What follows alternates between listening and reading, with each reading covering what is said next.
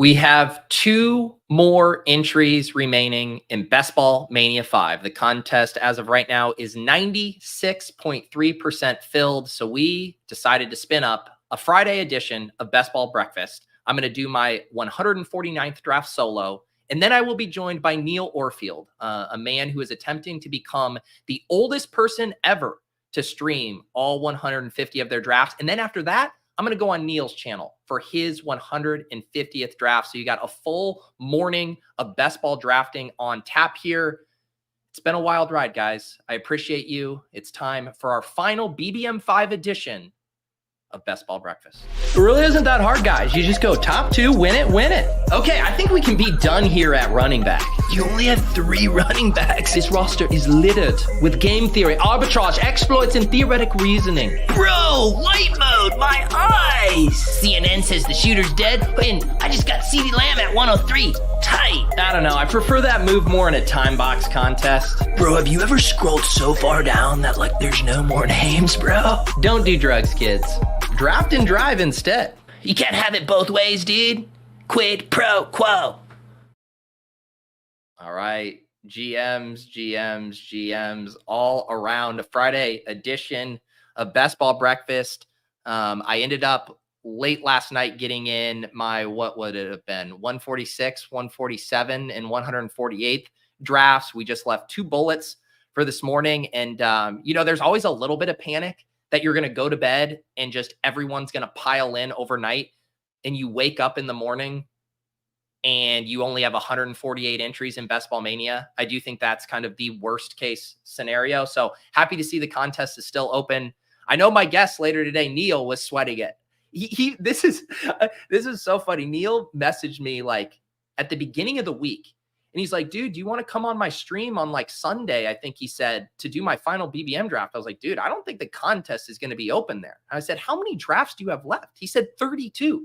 I said, what the fuck, Neil? You better get to work, start streaming. But he did stream his ass off, and he did it. He's down to 149 entries. He has the 1 remaining that I will do with him on his channel immediately following this stream. So we'll be doing my 2 drafts here, and then around, 11:45 or so, we will bounce over to Neil's chat here.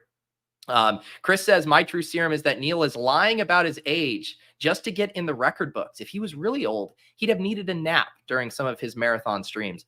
Yeah, I don't even want to dig into what performance enhancing drugs Neil was using to power those streams, because we all know he doesn't have the energy to do it. Let's see here. There was someone floated a conspiracy theory that I was maybe going to try to get the contest filled before he did, or try to get one of his entries thrown out so that there was always an asterisk next to his streaming accomplishment. But I've been on Team Neil. I've supported him throughout this endeavor, and I'm very happy to see him at the end of, a long journey. We got people enjoying the new intro here. Yeah, shout out to my guy, Zack for spinning that up on short notice. Basically what we do every year, the Best Ball Bros footage from the previous year is what ends up becoming the intro for 2025 Best Ball. But I was like, man, we got the video out. Let's see if we can get one out here for the last couple Best Ball breakfasts. I am going to spin something up on Tuesday. Obviously, Best Ball Mania will be filled by then. I'm going to have Bill Barnwell from ESPN is going to come on and do a draft with me. We'll draft whatever in the lobby. Maybe it's a sprint. Maybe we hop in a big dog. We'll figure it out. But we will have a Best Ball breakfast on Tuesday. B-Spurf is down to his last 2. Michael, yes. Yesterday was a crazy day of content for me. We had first we had Lulz with Taylor Cavey. I highly recommend that if you guys are fans of ETR and what they do over there. It was a kind of a fun peek behind the curtain. Taylor's a super sharp dude, so always fun to talk with him. Then we had Fantasy Feud. It was Team ETR versus Team Ship Chasing. Went as well as I could have hoped. Again, major shout out to the production team for making that happen. Got tons of rave reviews on that. If for some reason you haven't watched that, that's a good one to bookmark for Labor Day weekend. It's on the channel, just 1 hour. Silva was an absolute peak form. The Ship Chasers were on fire. Davis Maddock. I was watching back some of the video, and Davis was muting himself like when he wasn't talking, which I appreciated. You know, you're trying to be respectful, but then Davis would forget he's muted, and Davis was talking, not realizing no one could hear him, and I was crying as I was watching that back because Davis had self-muted himself at points on the stream. But anyways, that was fun. And then late last night, I posted the Truth Serum video. You guys had probably heard me teasing that a good bit on various shows. I asked 21 members of the Best Ball Cabal, your favorite thought leaders, your favorite influencers, for their deepest, darkest held belief about fantasy football in best ball in 2024. We compiled those into a countdown. All your favorites are in there. That's on the Deposit Kingdom channel. So another fun video to queue up for the weekend. I think I have that pinned in the chat as well. And then, it was the Crack Rock stream, which went completely off the rails. I feel like every single year, Crack Rock finds a way to get even more intoxicated and crossfaded than the year previously. And yet we drafted a pretty good team. Some things he said that shouldn't have been said. There was a lot of doxing, self-doxing at the end of the stream. But yeah, we got the full Croc Rock experience last night. So if you missed any of those, you have plenty of content to get to enjoy over this long Labor Day weekend. I'm kind of sad that I don't have too much coffee here. We do have to do a coffee pour. I was up early-ish this morning. I'm actually terrified. I don't even know how much coffee I have in here. I might have to take the lid off. Casey is gonna be pissed at me for how poor this is. I have like a drop of coffee in here. I planned this so poor. I apologize to all the coffee heads. I do apologize. This is going to be, I'm setting expectations incredibly low.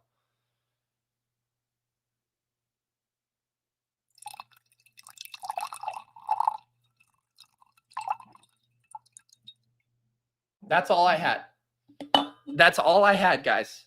I'm sorry. I'm sorry. I'm juggling a lot this morning. I had to get the P.O. Box newsletter out, got the Fantasy Life newsletter out, all of those shows, and I forgot to top off my coffee. So I do apologize to everyone for that. I will be better. I will be better here. And yeah, I think it's time to hop into my final draft here, my final solo draft. This is my 149th. It felt like I got a little nostalgic letting people know in the Discord that I was hopping in the draft right now for the last time. And let's get this on the screen here. Let's get rolling. We got the 103. Still a few red badges in here that haven't maxed, but then some non-badgers in here. This is a nice username I haven't seen before. Smelly Socks. Smelly Socks. Let's get my Draft Caddy overlay up here. I'm like, taking a little look at my exposures as we do these final drafts. I was kind of laughing as I was looking at some of my exposures. They're so smoothed out. They're like hilariously smoothed out. In a way that I'm even almost embarrassed about, even though I'm perfectly okay being a smoothed out exposure, bro. But this is just like so many guys have 9% of like all of the exposure blankets of like 3 to 4%. You can see here at the top, CMC, I have 9%, CeeDee Lamb, 9%, Tyreek, 13.5%. I did get up on him. Jamar Chase, 8.3%. Amon-Ra was not purposefully going under on him. That was just draft spot luck, 6.8%. Breece Hall, 6%. Jefferson, 9%. That came way down. I was at like 15% at the halfway mark. Bijan, 5.3%. AJ Brown, 6%. Garrett Wilson, 11.3%. So that was like a mini stand there. Garrett over AJ Brown. Puka at 12%. And I knew I had been skipping over Marv a decent bit. I didn't realize he was going to be my lowest weight position kind of at that 1-2 turn. Surprised me a little bit, but I don't hate it. I don't hate being light Marv there. And we select Tyreek Hill again at 1-3. So he will end up being my most drafted player in round 1. Certainly don't hate it. Certainly don't hate it. Wow, you guys are in the overflows. I didn't know we would have. I thought, look at you guys all. I guess if you're not maxing, you still had bullets available. I was going to say you're cutting it close. Yes. Thank you for reminding me of this. I'm going to pull this up. Underdog running a promo. A lot of times people are always saying, hey, the The deposit matches are just for new users. What about us old existing users? Those of us who have been on the site since the beginning of time. Well, guess what? It's Fill It Up Friday. Get it? It's like a gas station. Go top off. It's a 10% deposit match for existing customers. All of you loyal Underdog users, 10% deposit match. You can go take advantage of that. Good opportunity to top off the account before Battle Royale season, Pick'em season. And we do, of course, always have the promos for new users. If for some reason you're watching someone's 149th best ball stream, but not on Underdog, they do have a free Pick'em in the lobby right now. Travis Kelce, they have docked his yards from 72.5 down to 0.5 yards. Should be able to clear that. You can go and use that in a Pick'em entry. I used mine in a Danny Dimes Malik Neighbors stack. Maybe that was irresponsible, but it seemed like a fun way to do it. I'll show you my my entry if I can find it. Here it is. I used the Travis Kelce higher 0.5 total yards, stacked up Daniel Jones with Neighbors. This Neighbors 57.5. This is a generational wealth opportunity here. Give me the higher on Neighbors. I did a little bring back with Justin Jefferson, 90.5 receiving yards. And then in the other game, I did Zay Flowers, higher than 52.5 receiving yards. So I don't have a link for this one. I forgot to grab the share link, but there is my entry if you would like to partake. All right, let's get back to this board. I know Nez, Hodge, everyone telling me to get that Bijan exposure up. Well, guess what? I only have 2 drafts to get it up. I do have maybe I'll go out of my way to get a Bijan share in a big dog. I'm going to do a few more big dogs. Maybe I'll get my Bijan share there. Deposit match promo on payday does not get past me. They might know what they're doing over there at Big Underdog. They might know. That's what I thought about that Neighbors line. All right, we are on the clock here. Let's see. Big Cooper Cup is here. I got Barkley last night at 28 in a draft. I am not going to take him. So did someone already took Neighbors? Yeah, someone already took Neighbors. Of course. Let's take Cooper Cup. We got a nice, classic. Wait, did someone take Neighbors? Jeez, wait a second. Where did Neighbors go? Okay, Malik Neighbors went 16. All right, we're going to grab Cooper Cup. We're going to grab Cooper Cup here at pick 22. Man, the Neighbors. Look at this. Legion of Victory just coming in, going full-blown alpha, taking Malik Neighbors away from me at 16. I also got Kyron super late in a draft last night. I think I got him at the 3-4 turn. Some of these late drafts were incredible. The last draft I did last night, I got Zay Flowers and Lamar Jackson. I got Zay at like 43, and I think it was Lamar at like 54 or something. I don't think I had gotten. It might have been my first Lamar Zay combo. Just because Lamar very rarely comes back to the Zay drafter, especially with the Andrews guy sucking him up there. There's Neil. He's up. He's at him. Ready to seize the day. Ready to stick the landing. Ready to not drop the baby.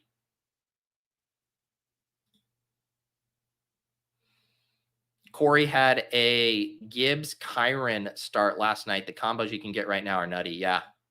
All right. We are back on the clock here. Let's see. Oh, what do we do? Kyron's gone. Should we grab a share of Adams? Is this where we really smooth it out here? Any bye week? I took 2 week, 6 bye week guys. You know who I've actually been trying to get higher on? I've been trying to get a little more DK Metcalf. That's who I've been trying to catch up on a little bit. We took him in our main event draft last night. Tyler Lockett, did someone say, what was the deal with the Lockett injury? Because that is kind of meaningful. Not necessarily like DK Metcalf. DK Metcalf was going to get his no matter what.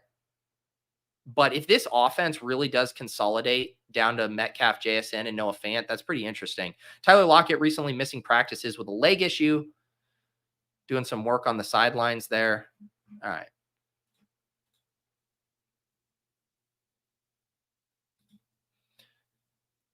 What time is it at, Davis? Davis says, do you want to do my 150th with me? I'm going to be on dad duty around probably like 3 to 3:30 p.m. Eastern whenever April wakes up for her nap.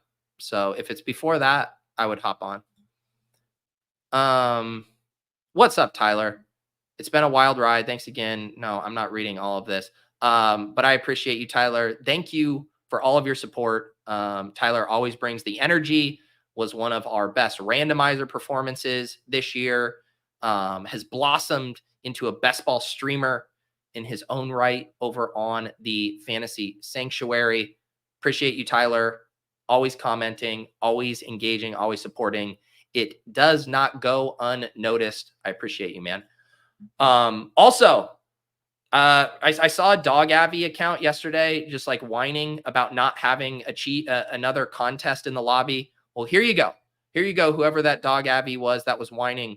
The Hound Dog 3 is now live. $6 to enter, 5 entry max, 100K in prizes, 20K to first place. There's also a Golden 4 live. There you go. We got some contests for the sick pups over Labor Day weekend. Davis, I don't speak in Central Time. We speak in Eastern Time around here, buddy. We speak in Eastern Time. I'm so pissed I don't have more coffee. Ugh.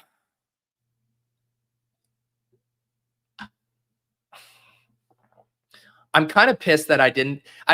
This morning in the PO box, I broke down the characters in the Best Ball Bros video, and I'm kind of like I was able to get in some jokes that I didn't get into the video, but like that is the one they're like, I love Underdog, but the fact that there's not $1.50 contest in the lobby right now is egregious. And in fact, I'm thinking about going over to DraftKings, and I don't even like the UI there. But I swear, if Underdog doesn't put a 49-cent contest in the lobby right now, I'm taking my hard-earned shekels elsewhere.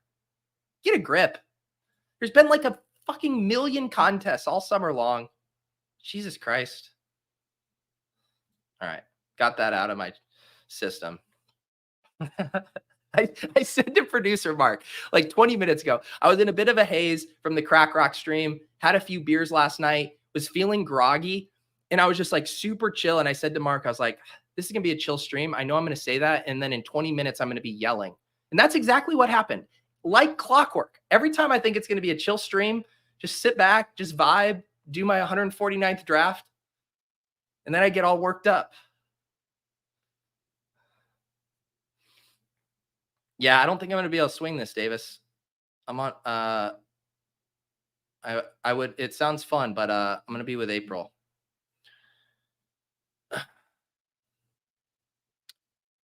Mathology wants the Ducks. We can do the Ducks. This is a free-for-all. Sure. We started Tyreek Hill, Cooper Kupp, DK Metcalf coming up on my pick at 4-5. We got Travis Kelce falling in this draft. Does someone want to give me Travis Kelce at 4-10? Maybe. Please. Please.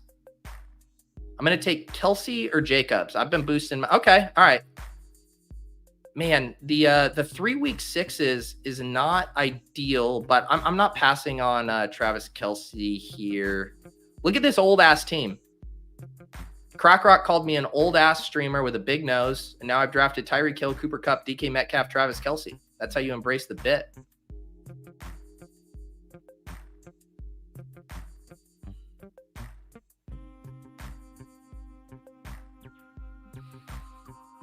CLN got Kelce at 5-2. Nice. The Ducks are being fed.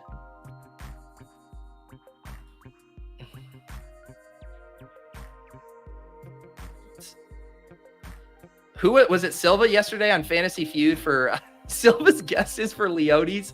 We had one of the prompts was that we surveyed was Leones out on a run. Which player is he daydreaming about? And Silva's guesses were all from listening. He had to have listened to Davis and Leone did a high stakes stream. Let me pick here. I've been trying to get more Jacobs. I'm getting this Jacobs up. Amari's a fine value here, but I need more Josh Jacobs in my life. We're going to take him here at 5. Like, the fact that Josh Jacobs hasn't been getting more expensive, like, I guess I am confused. Like, why is there all of the steam for Pacheco, but not for Jacobs? I guess what's the difference? Well, I mean, the run out for Josh Jacobs has been just as good, if not better, when you now add in the Pirine factor. I guess I'm just surprised that people haven't steamed him up. He's had such an awesome run out. Marshawn Lloyd's not going to be healthy. AJ Dillon out for the year. And I'm not a Josh Jacobs guy. I thought people would make me pay. Like, hey, Peter, you were fading Josh Jacobs. Now you have to take him at the 3-4 turn. And I'll be like, fuck, I'm just going to have none. But they don't make you pay. They don't make you pay. They let me get him past ADP. 6 picks past ADP. He's had the best run out of basically any back over the past week. Circling back to some of these. If UD doesn't release a $2 tournament, I'm going to DK to play Rainmakers. Pete, what's your biggest worry about your portfolio? That's a good question. One of my Truth Serum takes was, like, if I had a few. So one of them, it could be player specific. I love Brock Bowers. He's one of my most drafted players, 17%. I'm terrified it's the JSN situation all over again. He had been missing a lot of practice. They're saying he's going to play week 1. I think Michael Mayer is going to still be a big part of the offense. I think Jacoby Myers is good. If Devontae Adams keeps doing his thing, if they run a lot, I'm worried that we're going to see these flashes of Brock Bowers, but it's just like not going to be enough to ever get it done. And it's just going to be constant, like we were with JSN, like expand his role, use him downfield. You know, stop giving Tyler Lockett all these empty calorie targets. That's one of my fears. There's definitely a fear that some of the dead zone running backs shove it down my throat. Josh Jacobs could shove it down my throat. Joe Mixon could shove it down my throat. Alvin Kamara could shove it down my throat. That would be a fear. But overall, I do like my portfolio. I like my stands. I like that I'm heavy on late round quarterback. I like that I'm heavy on elite tight end. I feel pretty good about like the prices I got on a lot of the rookie wide receivers. I was pretty patient with like the Keon and Ladd stuff. For as much as I have like been pretty out on Ladd when he was expensive, I'm still slightly over at 10% on Ladd, and almost all of it is the cheapest prices that he had been in the contest. Have been getting him now at that 7-8 turn, which I'm happy with at that price. So yeah, there's some good, there's some bad. The dead zone backs could definitely bury me.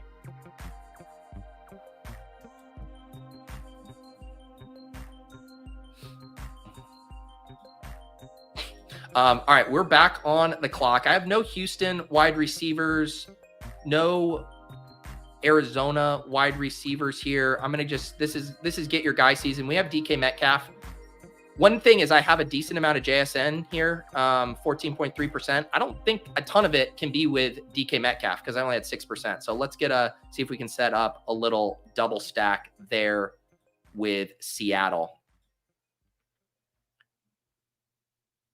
Josh Jacobs at running back, Tyreek, Cooper Kupp, DK Metcalf, JSN at wide receiver, Travis Kelce at tight end. Yeah, this over under Ricky Pearsall 30 fantasy points this year. Yeah, how much Pearsall did I end up with? I definitely tacked him on to basically every single. Yeah, that's probably too much Ricky Pearsall, 12.8%.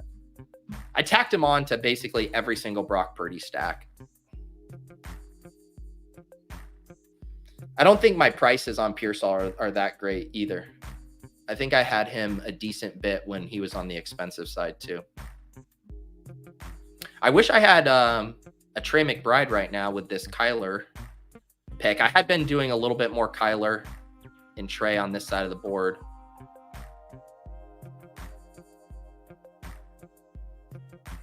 I did a good job. One guy that I made a big push for, and he does just go off the board here. James Conner. I started slamming him, got up to 13.5% there. All right, we're at 4 wide receivers. We're good on tight end. There's no quarterback stuff. Is this the steam should have come by the dip? Okay, the theme of this draft is if they shove me in a locker, if they shove it down my throat, this team has Josh Jacobs and Alvin Kamara. This is an old-ass team. This is an old-ass team. Holy cow. Josh Jacobs, Alvin Kamara, Tyreek Hill, Cooper Kupp, DK Metcalf, JSN, Travis Kelce. I knew Easy would like this team. A fun team.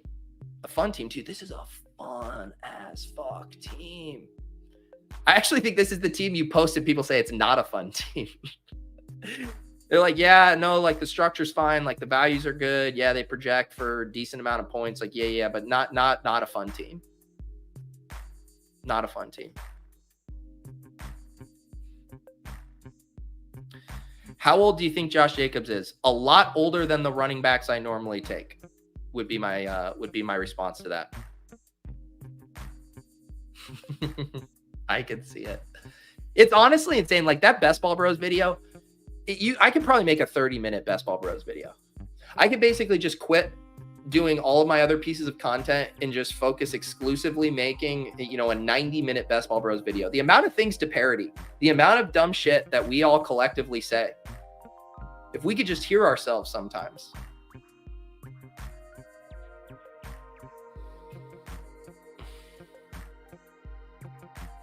This is Pete's lashing out team. Like, we did that. We did a stream 2 nights ago on Ship Chasing, the Deep End Invitational. It's a fun format, super flex, tight end premium. Every position is worth a lot in that format, basically. And Gretsch was getting sniped by Pat every single pick, and he rage clicked Dalvin Cook at one point.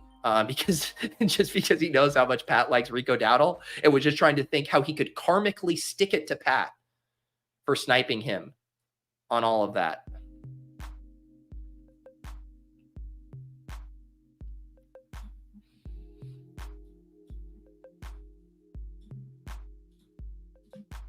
All right, can we get some young guys on this team? Is that possible?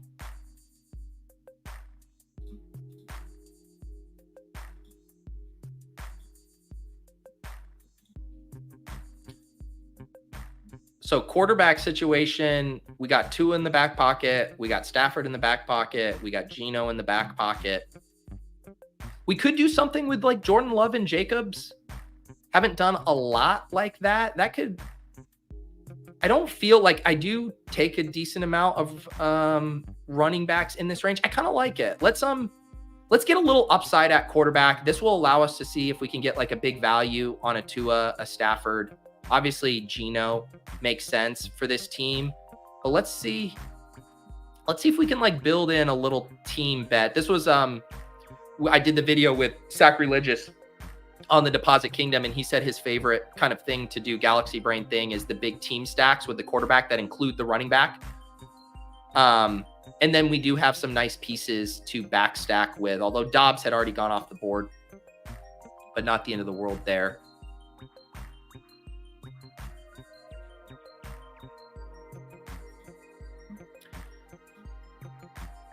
Yeah. The yin and the yang of my worry about Bowers. If you want the other side of that, if you want the bull signal, as if you haven't gotten enough bullishness on Brock Bowers from hearing Sean talk, Sacrilegious had a very fun comp in his Truth Serum take there.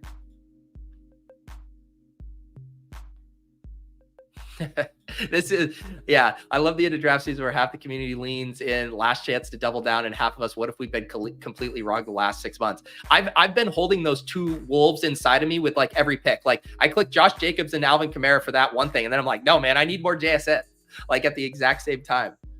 I'm gonna grab Javonte. I just think is a guy who is undervalued right now. Like the ADP anchoring, I feel like never kind of caught up to what we saw telegraphed in the preseason. I think he's just gonna have a monster role I'm going to go ahead and lock up Javonte there. So we got Jordan Love at quarterback, Jacobs, Kamara, Javonte at running back, Tyreek, Kupp, Metcalf, JSN, Kelce at tight end.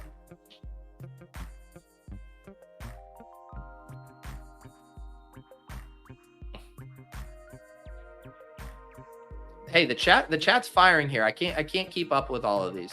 I'm trying to.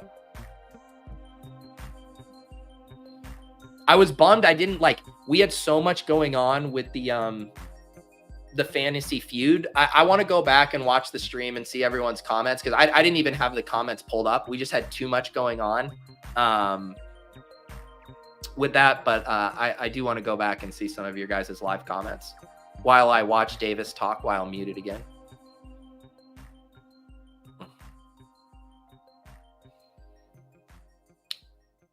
Who is who are the guys for you right now? Like you have that final draft, your 150th Best Ball Mania, whether in reality or hypothetical, and you're like, I'm terrified I don't have enough of this guy. Who is the guy you're going to try to course correct your portfolio with one final draft on, like I just did with Josh Jacobs and Alvin Kamara? Neighbors? Corum? Jaleel's a good one. We're doing a Mastiff right now. Copper Prices is in the Mastiff, and we have like a pretty mega zero RB team. Mostert was our RB1, and we just took Jaleel in the 130s. Someone took Ty Chandler in the 120s, and we're like, shit, everyone's running for these running backs, so we took Jaleel there. Corum, lots of Corum here. JSN for GA, Derrick Henry, okay. Zamir. I think like Zamir is a good, I don't know. I think he's a fine pick at this price. He got 10 picks cheaper. I don't think that much changed. That said, I don't worry as much about Zamir like shoving it down my throat. Like I think he can pay off this ADP, but I just don't worry about, as I guess Pat would call it, the legendary outcomes. In a way where it's like, if Kamara stays healthy for the whole season and just does what he did for stretches last year, and he's catching 6 balls a game and no other back's a factor, like this ADP could look silly. Josh Jacobs could obviously perform like a round 2 back in this offense if he gets back to his efficiency. I guess it's just a little harder sell for me to see the path for Zamir White burying me. What other ones do we got here? Jordan Mason. I mean, that one though, it's like everyone was behind on Jordan Mason, you know? So at least it's like, you maybe don't get enough as you did, but it's hard to envision him burying you just because he's going to be low owned relative to a lot of players. Barkley's a good one. Mahomes is one for me. I mean, I get roasted anytime anyone sees my, 3% Patrick Mahomes or whatever. Singletary. Yeah, Kenneth Walker's a good one. Malik Washington. I think those are good picks. I don't know if you're going to ever like regret not getting one of those guys per se. We got a running back run here. Blake Corum, Brian Robinson, Rico Dowdle. Zach Moss went at 109. He's had a wide span on ADPs here. I'm sweating a pick here. I'm sweating. Thank you. I was like, is there any chance I can get Dontavian Wicks on this Jordan Love team to come back? And God bless your soul for taking Jerry Jeudy over Dontavian Wicks. This was a dicey one. I was like, there's no way he's going to slide 6 picks past ADP to me, the most ball player of 2024 on a team where I took a gamble. I almost thought about taking it where I took Javonte. I'm like, I can't be taking Dontavian Wicks at 99. Thank you. Thank you for allowing me to get Dontavian Wicks there. Really tied this team together. I am thrilled Nez does this move. Yeah, I need to earmark Kraft for this team for sure, because I have a decent amount of Musgrave. Let me see my percentage on Musgrave. Yeah, 10.5% Musgrave, but only 1.5 Kraft. Yeah, this is a Kraft team. Please don't snipe me on Kraft. Can I have squatters' rights? All right, fine. This is the hedge book running back room. I'm taking Jerome Ford here. I'm I'm up to 5 wide receivers. I'm trying to think, you know, AD Mitchell is nice. Jacoby Myers is nice, but I have a ton of week 10 buys. I guess Jerome Ford's a week 10 buy. I don't need to do Tua. I'm going to have Geno. Fuck it. Let's take Jerome Ford. It's Javonte Williams in like 3 of my least favorite clicks, but he falls to 123. Again, I feel like the outlook, I guess the Deontay Foreman re-signed, so that kind of little flash in the pan thing is no longer there. But look at these percentages: 3.8% Jacobs, 1.5% Kamara, 3.8% Jerome Ford.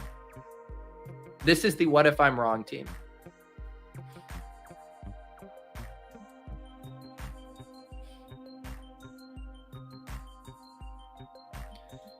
Do I believe that anyone was able to get over 8% on Allen and Hurts? Feel they went too high to be consistent with them? I very much believe there are people who have more than 8% on Allen and Hurts. There's a lot of people who would happily click those guys every single time in the middle of the fourth. I mean, I'm obviously with you. I ended up with more Hurts than Allen just because I found like the stacking dynamics easier, right? It's like you have AJ Brown, you have Devontae Smith, Hurts falls to you at a good price, boom. Whereas Allen, you kind of take the leap of faith. You're like, maybe Kincaid comes back. Coleman ended up being there for a good majority. My issue too is like I was never high on Samuel or Shakir, so it just tended to make those backdoor stacks less attractive. Thank you, Mathology. Very generous super chat here. He's forecasting another great year for the community. Let's ship something good this year. We're drafting a Mastiff team with Mathology and Clay from the Ship Chasing Discord right now. We got a good team cooking. I'll show you guys the team real quick here.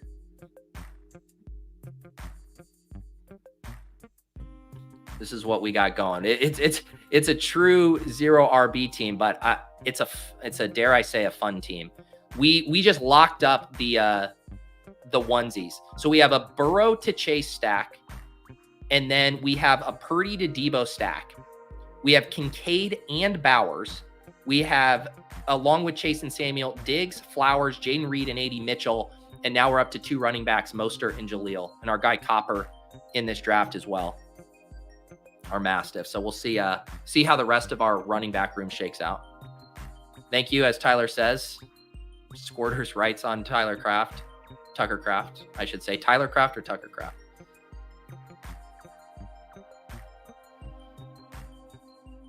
See, Hodge is one of those guys always clicking Josh Allen. Yeah, you basically kind of had to make a decision. I feel like you had to make the decision of, am I on team elite QB or team elite tight end, right?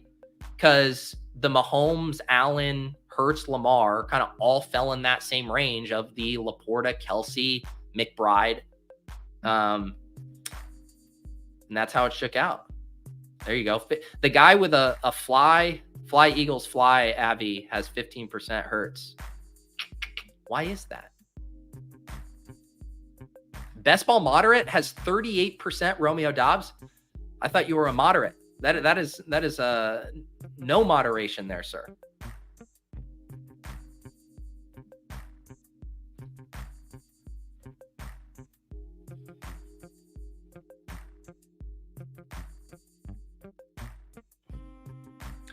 Yes. On the fill up, no max.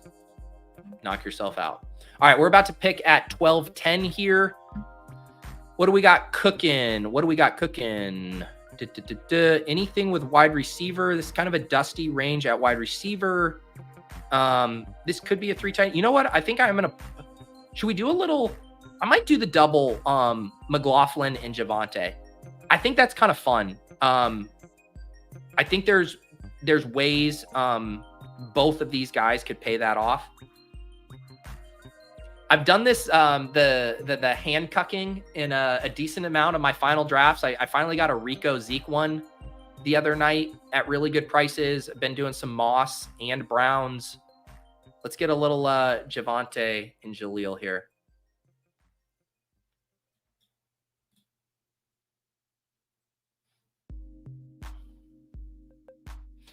Yeah, it's been yeah. Mathology loves our team because he just wanted alpha offenses, alpha plays, and you go through our team. It's only good teams: San Francisco, Cincy, Green Bay.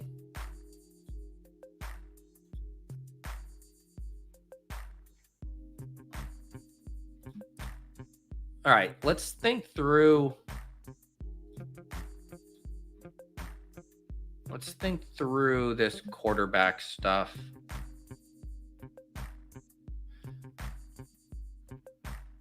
Stafford's still on the board. Be nice to get a receiver.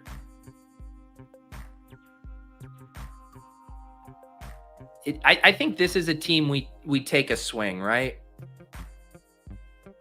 I think we take a big swing here. Leggett is a big swing. We got Hill, we got Cup, we got Metcalf, we got JSN, we got Wicks, and there goes Leggett. Then do we just roll the clip and play Jaylen McMillan? Different bye week there. I don't see anything else. I'm just going to put McMillan in the queue here. I mean, if I'm going to reach that much, we could do like a 3 tight end team with Hawkinson too. I have such little Hawkinson and there's some good correlation here. Let's do that. Because I think if we go like Kelce, Hawk, and Kraft, I kind of like that. And then I can feel, I get just the lightest of exposure blankets on Hawk. He plays Seattle, my Seattle stack in week 16, and then Jacobs and Wicks and Love in 17. So that's a nice correlation piece there. There you go. This is officially my hedge book team.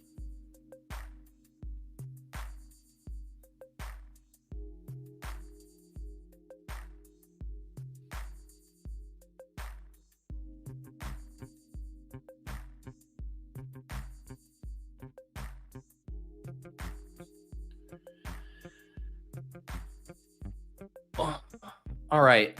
How are we looking? 1-5-5-2. I mean, this is like this range for wide receivers have gotten, but I'm good with these top 5 here. And then we can take some nice darts late. I got a few guys that'll make sense for this team.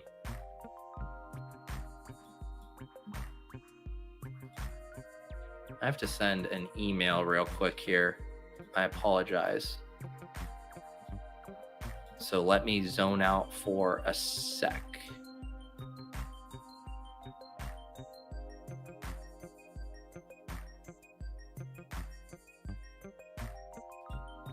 All right.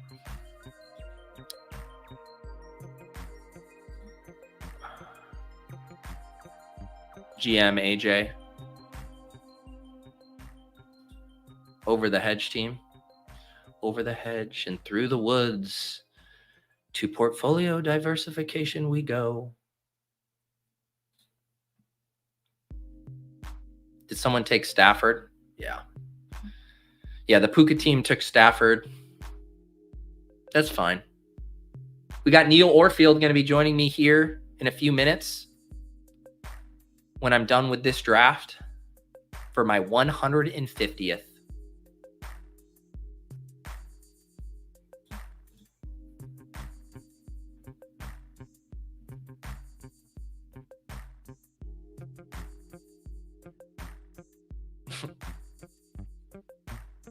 What are your guys' Truth Serum takes?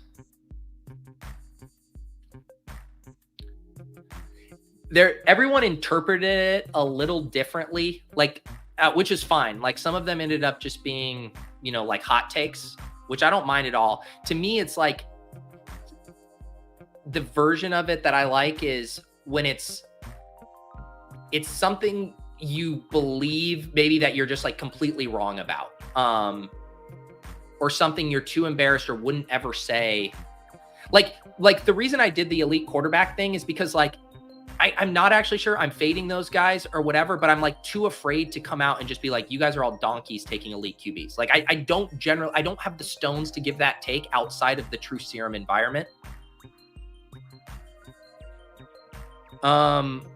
All right, let's see. I think we are done messing around. We are going to take Geno here. Even though the guys behind me have 2 quarterbacks, I don't think there's anything I have to get here. We're going to take Geno and make sure we lock that up. The thing that sucks is both these guys have week 10, so I'm going to probably have to get a third QB too.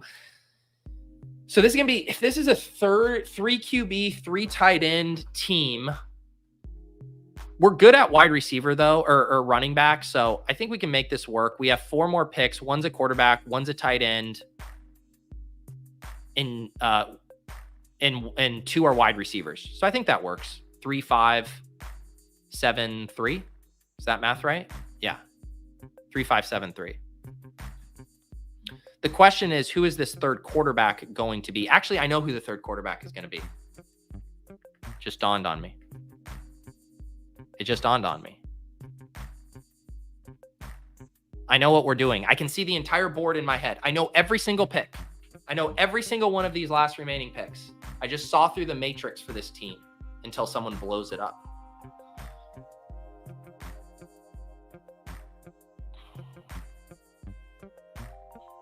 All right. We're going to grab Sam Darnold as our third quarterback.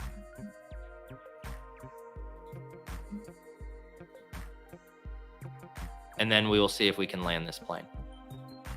All right, let me see these Truth Serum takes here.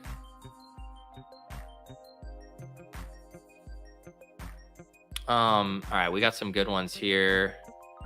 B-Spurf. Dude, what if we're all just living in a simulation, bro?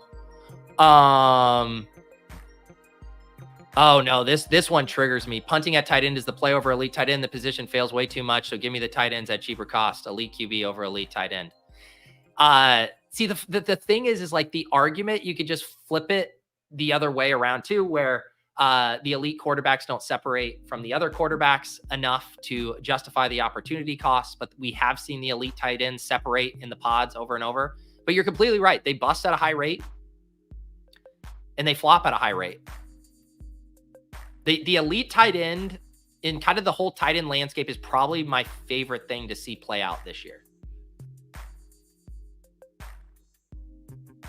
See, a lot of these are just hot takes, which are fine.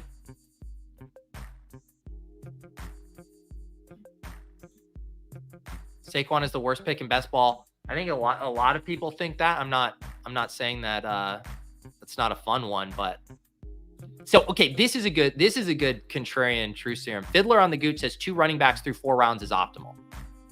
That's a spicy Truth Serum take.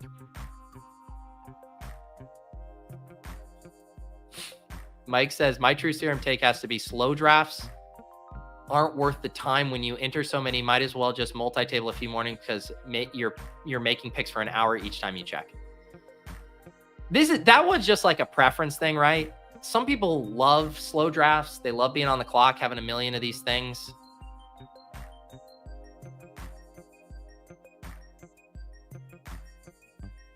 Wally, Sam Darnold is a top 10 quarterback. I hope you're right. I hope you're right.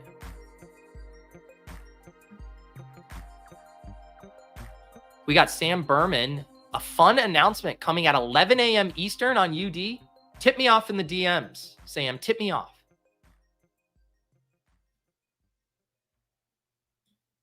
I'm with Copper, obviously. Truth Serum. We need to stop drafting and give up on the guys that have flopped over and over. Their small hit is worthless for the rookies or handcuff picks. Yeah, this is a fun one, especially with guys like JSN, Jamison Williams, all of these guys just having incredible camps. Rashad Bateman, a guy I was like, I refuse to buy back in on, and then everything is broken his way. I do think in general, Tyler's right. If you just blanketed, kind of faded that, I do think you'd miss out on some unicorn big swings. Come on down, Jaylen Naylor. Everybody saw that from a mile away. An absolute mile away, Jaylen Naylor. I like this. So we get Geno double stacked with Metcalf and JSN. We get Darnold double stacked with Naylor and Hawk. And then we got Love with Jacobs, and Wicks. I dig it. I dig it. Let me see some of these other Truth Serum takes here. This is a hot one. CJ Stroud is just more expensive Kirk Cousins. I mean, that take, you know, it's a good take when it like makes you visibly angry and you like want to like push back, and then you're like, okay, I kind of see it. I kind of see it.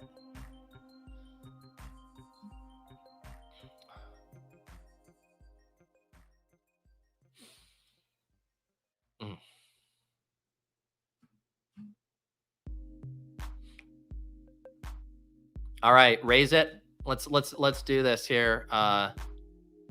Raise it as I click this. I mean, could we potentially risk it? Yes, but there's zero chance I'm not taking Tucker Kraft here, who Raise It says Tucker Kraft is the best pick in all of best ball due to the offense, low ownership, and contingency value. I've been hammering him the last month. I just selected him here. So we now get this this 3 quarterback, 3 tight end Hydra team. But it's pretty jacked up everywhere. You get the upside with Love at quarterback. You get the upside with Kelce. But then you also get kind of some sneaky late. Like, I think there is some pretty interesting upside outcomes for Geno, obviously for Hawkinson when he's back, but enough coverage there. And then the running backs, because I got the values on Jacobs, Kamara, for like this running back room, no concerns about early production. Jacobs, Kamara, Williams, Ford, McLaughlin. And then because I still had 4 early wide receivers, I guess the wide receivers is where this all comes down to. It's definitely a little thinner there. Last pick's definitely going to be a wide receiver. But with Hill, Kupp, Metcalf, JSN, and then you sprinkle in Wicks, Naylor, I think with the 7th wide receiver, I think it works.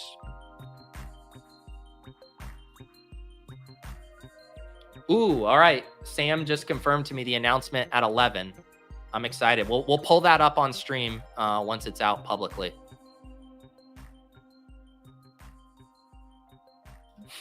Your Truth Serum is that Soccer Dave's understanding of the Best Ball Mania 5 pod structure wasn't correct. Yeah. The Truth Serum video, I can't find it. It should be pinned in the chat right now. Did I not pin it in the chat? It should be pinned in the chat. It should be in the show notes. It's also on the Deposit Kingdom YouTube channel. If you're looking on this channel, that might be why you're confused. I always feel silly constantly reiterating it, but I also remember that it is confusing why there's 2 YouTube channels. This is for all of my live streams, and then any of the non-live stream content like Best Ball Bros, Truth Serum, all of those videos are on the Deposit Kingdom channel. And I'm going to have weekly videos on the Deposit Kingdom channel this fall in season. They're going to be battle royale focused, basically kind of like hidden gem style, the scroll the F down plays. And then I'll also talk about their DFS ownership a little bit too. And then I'll do some battle royale drafts that will be edited for that weekly video. That'll come out on Fridays, hopefully.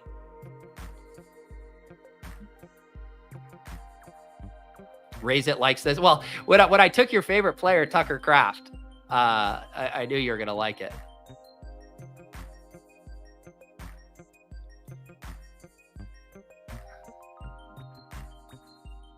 Yeah, I should take Jake Bobo.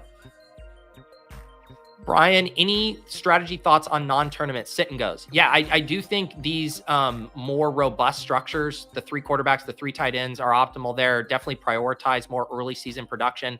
Malik Washington was the guy I wanted when I had plotted this out in my head.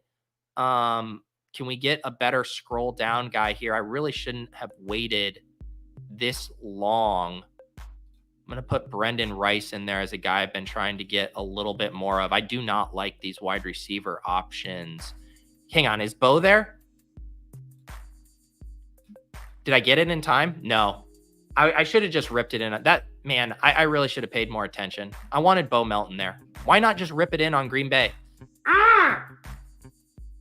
My last draft by myself, and I got too busy to not take Bo Melton. If Bo Melton is the guy you need this year, and I had built the nuts other than Bo Melton, I'll never be able to sleep. All right. Here's the final team, and then we're going to bring Neil on for my 150th draft. Jordan Love, Geno Smith, Sam Darnold, Josh Jacobs, Alvin Kamara, Javonte Williams, Jerome Ford, Jaleel McLaughlin, as this refreshes away from me. Wide receivers, Tyreek Hill, Cooper Kupp, DK Metcalf, JSN, Dontavian Wicks, Jalen Naylor, and Brendan Rice, Travis Kelce, TJ Hawkinson, Tucker Kraft. I do like this team. It's old as fuck, but it has some awesome correlation built into this one that I really like. And yeah, I'm just mad at myself that I didn't get Bo Melton there. Was zoning out on my scroll the F down plays. Appreciate you, J Mike. We got Truth Serum talks coming in. All right, here we go. ATX, yes, Cam Akers is a guy I had been clicking a decent bit. Thank you, Benny, for the super chat. Appreciate you. Yes, and let's can you I don't have an intro clip, but can I just get everyone at home doing a slow clap right now as we bring on a man who has streamed 149 Best Ball Mania drafts. If something were to happen to him right now, God forbid, he would become nearly the oldest person to ever stream all 150 drafts. But as of now, everything is on track for my next guest to pull off a feat no one thought was possible. It's none other than Neil Orfield. Welcome to the show, my man. This all feels very ominous. I feel like ever since I made the tweet last night, everybody was like, you're not there yet. You know, I didn't think you were going to get there. And honestly, the funniest thing could be if I did die before I got there or something happened and I couldn't complete the 150 would be the funniest outcome at this point. But no, I think we're going to get there. Thank you for having me on, Pete. I didn't even realize that I was coming on for your 150th. I knew it was going to be your final stream. I didn't know that it was actually going to be your 150th BBM. So honored to be here. Yeah, Neil, I carefully, plan these things out, the fill rate, getting it in. I don't want to be stressed. You seem like you had a stressful week catching up to this point. Is that true? Yeah, and you did kind of kick it off on Monday when I reached out. Like I'm back from vacation. We've been talking about having you on for my 150th, and I said this weekend, yeah, can you come on do a draft with me this weekend? Do you have some time? And Pete was like, I don't think it's going to be open on Saturday. So I actually that was literally Monday night. I was not planning on streaming. I was pretty tired after my vacation, ready to go to bed. And I ripped off a 3-hour stream that night. I was like, I better get going if this is going to fill by Saturday. What do you think? Is it going to fill by tomorrow? I'm not sure if it's going to, I think it might make it into tomorrow, but yeah, it's borderline at this point. It's always hard to know, if you do get that late surge of this is the last thing. We're at 96.4%. I do agree with you. I think at this point, the most realistic thing is probably Saturday morning, but I don't think you wanted to have a stream scheduled. No, you are right. Because I've been stressed out about it. Like you said, I've been stressed out about it for the past couple of days, watching the fill rate very intently. So glad to be done. And I can then flip to DFS after getting these streams done today. Yes. And so I mentioned this at the top. So what we're going to do, we're going to draft my 150th together. And then immediately following, we're going to go over to Neil's channel. I have the redirect set up, so it should automatically refresh. I also have the Flannelverse hyperlinked within the YouTube. So at 11:45, we'll head over to Neil's. You're close to 2K subs, right? Yeah, getting close. We're 60 away. Last I checked. I'll have to update that before my stream. Make sure that it's updated. But yeah, getting close to 2K. That has been the goal, to get to 2,000 before the NFL season. It'll be close. So as we get going here, what are some of your takeaways from your experience doing all this? Are you glad you did it? Do you regret doing it? I regret it. So I guess I have mixed feelings. So you had said that you were not going to do it again, and I thought 150 doesn't seem that tough. And I don't think it would be that tough if not for having 3 vacations in August. Kind of made it a little bit tougher on me. But ultimately, you've said several times that there might be better ways to do content. I do think that there were better ways that I could have spent my time as far as content goes than streaming 150. I feel like more produced videos would have been, or like you've said, focusing on things like weekly winners, the eliminator contests that people have not focused on as much, probably would have been a better way for me to spend my time. But also, I'm not the world's best self-starter. So I think saying I was going to stream 150 got me to really get my YouTube channel going. So I do think it was sort of necessary, although I next year I don't think I'm going to do the same thing. I think that's a good way to put it. It's almost like you know how people will do the Whole30 diets, and it's like it's such a intense thing, but some people are just like, it's so hard for me to commit to something, and I know if I just commit to this big thing, it will get it going. Exactly. So now that you've stretched that muscle, now you can, maybe think of different ways to do stuff consistently, but it puts you on the map. Like you were, people were very aware of what you were doing this year. I know your channel's grown. You've gotten to do, you've emerged in the best ball space in a way that I think was facilitated by trying to accomplish this challenge.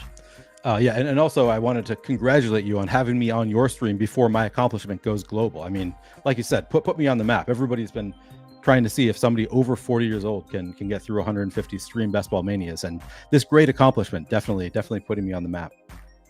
We are in my final best ball mania draft 150. Let's just go confirm this. It's always nice. Like if I go over here, would they let me get in max reach? Can't do it. Feels good here, Neil. We got the 111. Who ended up being your highest exposure player? Khalil Herbert, followed kind of closely by Rico Dowdle. So feeling really good about the CLV on Dowdle at least.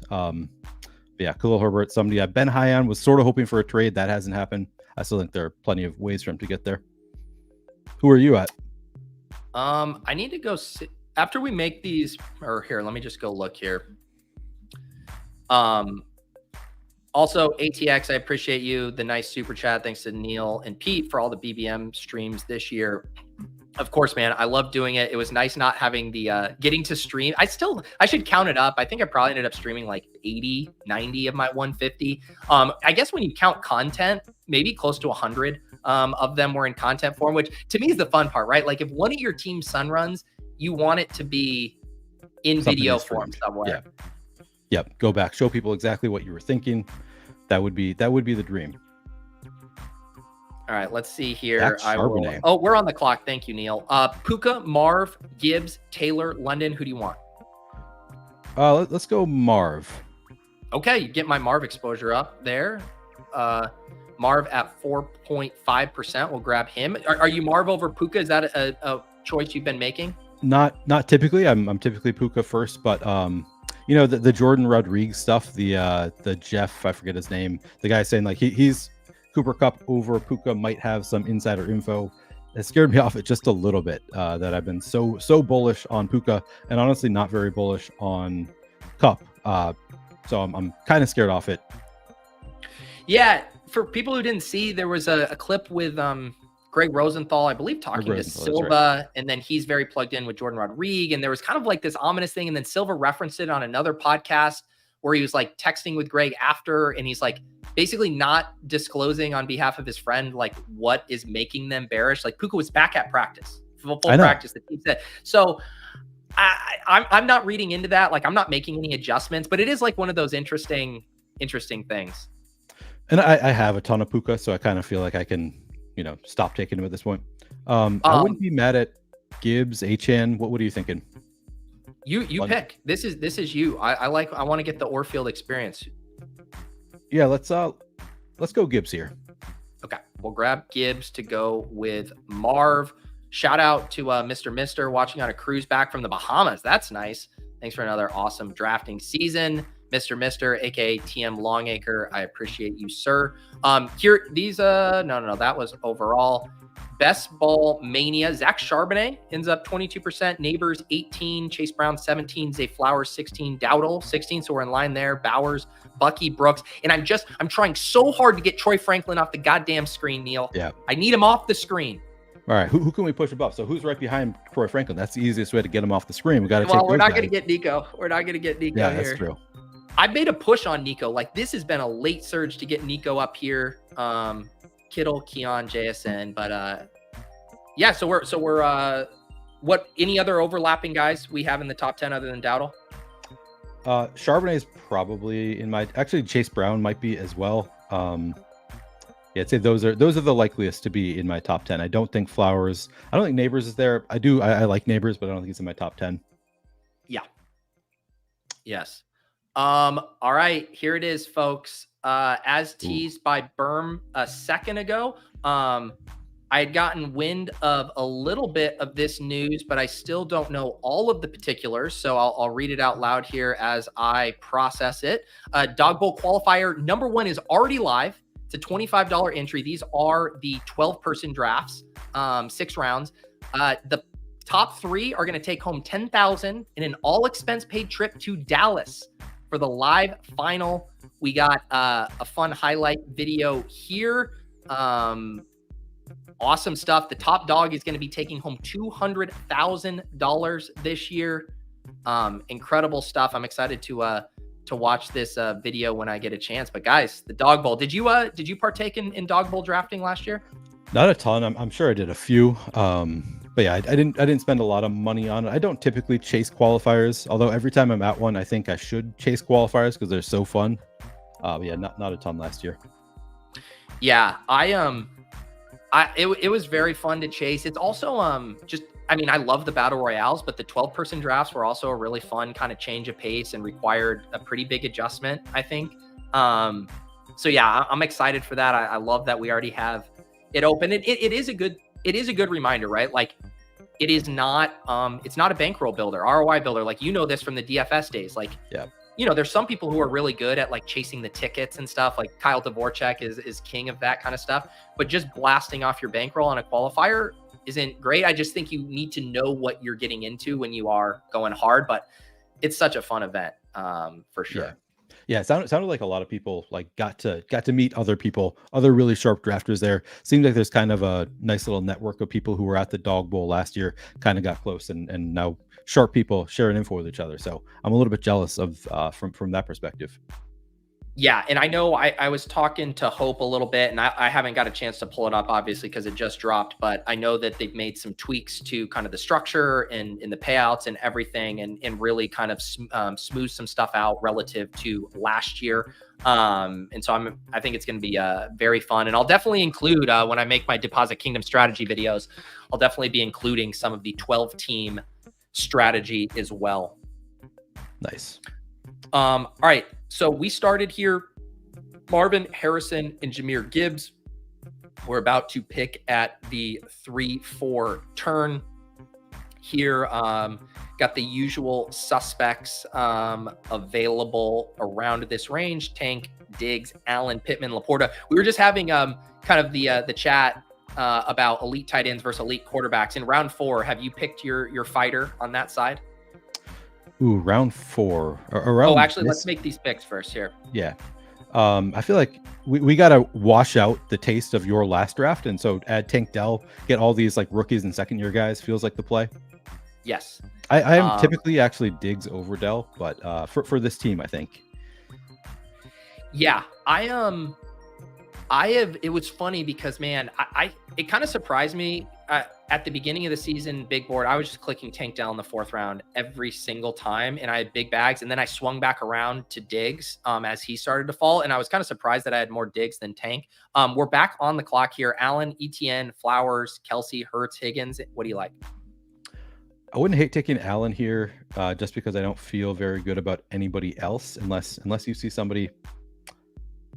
Yeah. No, I mean, Allen's my pick. Okay, let's do it here. Like I just said on the big elite quarterback versus elite tight end. Oh, that's right. You don't like the elite quarterback. I'm forcing you to draft an elite quarterback. Well, the thing is I'm still not super light. It's not like I have the Mahomes is actually my light. I have 5.3% Allen, which is, it's not disrespectful. It's not spitting in the face of elite quarterbacks. And I have 9% Hurts, so maybe it's not as pronounced as I made it out to be. I thought you made a really good point about elite quarterbacks, and I've honestly always been kind of an elite quarterback guy, but I thought that was a really good point, that it does kind of funnel you into 2 quarterback builds. We've seen the historical data that 3 game sacks is historically better. So yeah, maybe next year I'm going to stop drafting scared and start drafting some of those better structures where it's 3 quarterbacks at the end or 3 tight ends at the end. I've also been doing a ton of elite tight end this year. Which I don't think is actually drafting scared. I think that I really do kind of believe in it, but I don't know. I don't feel that strongly about it. Yeah. Yeah, and that is the thing too. And it kind of narrows. So the other thing I found, and not that this would be everyone's trap, but I really like double and often triple stacking my quarterback. And so I never loved the pieces, how they fit for Allen. And I didn't want to be overweight Khalil Shakur in Curtis Samuel just by extension of a big elite quarterback stand. And then you think about that from even a bigger portfolio perspective. If you're always going elite quarterback, that actually narrows probably your exposures to wide receivers and pass catchers in the middle and late rounds, right? Because you only have two. When you have three, it kind of opens up the tree of all the various stacking partners where it's if you're heavy Josh Allen, you are going to probably be overweight those other guys, unless you're willing to just skinny and go naked with it, which doesn't seem great to me either. Yeah, exactly. And it always feels to me in season long, you want to just fill up your team with the best play. I mean, that's kind of obvious. Fill up your team with the best players at every position, but it's kind of there's such an elite tier. I kind of want to have that elite tier at every position, and it feels less likely that elite quarterback is going to jump out or elite tight end is going to come from later rounds. But maybe that's a bias that I need to let go of, because we saw last year. I mean, several late tight ends, especially Trey McBride, a guy that I didn't draft at all last year. So maybe it happens more often than it feels like. It feels like to me the later tight ends, the late round tight ends, doesn't feel like there's anybody that has massive upside to be a league winner. But maybe I'm not giving us enough credit to the Jatavian Sanders, Theo Johnson types of the world. And I think the one of all the elite quarterback stuff, I think if I have regrets, it's definitely about not being more in the 5 to 6% on Mahomes, specifically when it's almost I was getting a decent amount of the cheap Rashee Rice, but I should have been reverse engineering that of how do you further compound and take advantage of the cheap Rashee Rice? It's just start taking some more Mahomes, knowing you're going to be able to stack him there. And I was just not ever setting that up. I would happily take Rashee, but I was never going out of my way to think that through. And then once those prices evaporated and you weren't able, to get you can't get a Mahomes double stack right now unless you start it in round 2, basically. So I do kind of regret not taking advantage of that moment a little bit more. But whoever could have seen that Davis Maddock was going to launch his own YouTube channel and then just skyrocket all of the Chiefs up the board? That's what happened, right? You can just map it to when Davis started his YouTube channel, the Chiefs prices all skyrocketed kind of at the same time. Yeah. And I guess maybe the flip side is Hollywood Brown did get much cheaper. So you were still able to kind of do that. All right. We are about to pick at the 5-6 turn. We have Allen at quarterback. We got Gibbs at running back. We got Marv and Tank Dell here. Best available by ADP. You got Christian Kirk, Rachaad White. I don't think we'd go Richardson with our Allen pick. You got Reed, Pitts, Fat Keenan, Godwin, Kittle. What do you think? Kind of like the fall in value on Christian Kirk. He does have the same bye week as Josh Allen. Do we want to give ourselves another quarterback out? No, I think it's fine. We can. Yeah, I see what you're saying. I think with Allen, we can push so late with the QB2 stuff if we want that. I'm not as concerned about that. And he doesn't match up with any of our wide receiver buys either. So that's not too bad. So we take Kirk there. We're going to get me up to just about even with the field on him. And then Rachaad White goes. So we're looking at, we could go another wide receiver, a tight end. It looks like here, Reed, Pitts, Keenan, Godwin, Kittle, Deontay, BT. I like Godwin quite a bit. I think he would fit as far as stacking goes, getting our second quarterback later. Let's do it here. We will get Godwin. And I do think this is the way to do it. And this is why I do think it was often a choice in drafts. Do you want that elite quarterback or that elite tight end? Because if you go Pitts or Kittle there and you go with these 3 wide receivers and then come back at the 7-8 turn when it can get wiped, you can find yourself in a dicey spot. So you kind of just have to say, all right, we took our detour. Let's grab our wide receiver. Yeah. The dream, of course, is always to get Dalton Kincaid. That's the only time I want to take Dalton Kincaid is when I have Josh Allen. But man, he goes at 50 here, ahead of Mark Andrews. Sort of interesting. I know. Yeah, I had a few draft. I did the one on the Deposit Kingdom channel with Ron Stewart where we took Allen and then Kincaid came all the way back to us at 57 or something, and that always feels super, super nice. And the other thing that I don't mind doing, and I'm trying to see where did he go here? James Cook, I don't mind pairing with Allen, and because I would have been like, yeah, let's consider him if he fell, and then he goes at 52 here as well. Yeah, I've got that pairing several times. That used to be kind of the default, is if Dalton Kincaid didn't make it back, just throw in James Cook, at least have a sort of a stack, and then add somebody later. I know you're pretty high on Keon Coleman, who's another guy that I honestly don't have a ton of exposure to. I've been trying to increase that a little bit. Probably not making it back to us. Yeah. Keon, like, to me, I was like super skeptical of him as a prospect. But then, when it just became so clear, like the opportunity, we compare him to my guy, Troy Franklin, right? It was like, this guy's not even going to sniff the field. And you see Troy Franklin running in 2 wide receiver sets. You see how much they want to use him in the red zone. You see what his kind of market share of targets was throughout the preseason. I'm like, man, like, if you're just going to tell me this guy is going to be out on the field, I literally don't think he has to be really good to pay that off, because my comp all along for him has been rookie year Kelvin Benjamin, who is not good. But they used him all the time in the red zone. He was just bigger more than any of the defenders around him, and they just force fed him targets. And I'm like, aren't the Bills going to do this with Keon Coleman? I almost feel like you can kind of throw out the talent if the usage is going to be that strong. I feel like that's kind of the argument for all of the Bills pass catchers, like Dalton Kincaid the same way. Like, to me, he's clearly not on the same level as the other tight ends that he's going around in terms of talent. But like, if he ends up being the number 1 pass catcher on the Bills, like, that's kind of the bet you're making on all of them. I think they're all, pretty good bets. Like, I don't have high exposure to any of the Bills pass catchers, despite sort of thinking that they're all like, somebody's going to smash there. I have a hard time trying to predict who it is. So I sort of wish that I had mixed in a little bit more of the Bills in general, but certainly Coleman, somebody I need to up my exposure to, with one draft remaining, of course. Yeah, he ended up being a guy that was just kind of, he would still kind of go at the end of that last tier of wide receivers, and I just kind of always viewed him as very much a part of it, and it just felt like it. And he also fell in that range too, where it's like, you can take Keon Coleman, or you can take the first of a super long tier of the 0 running back guys. And it's like, I'm sorry, like, I'm not taking David Montgomery over Keon Coleman when I can get Zach Moss, Raheem Mostert, whoever, insert running back around later. Whereas like the 2v2 for me on like Keon Coleman versus Rashid Shaheed, like, wasn't even close.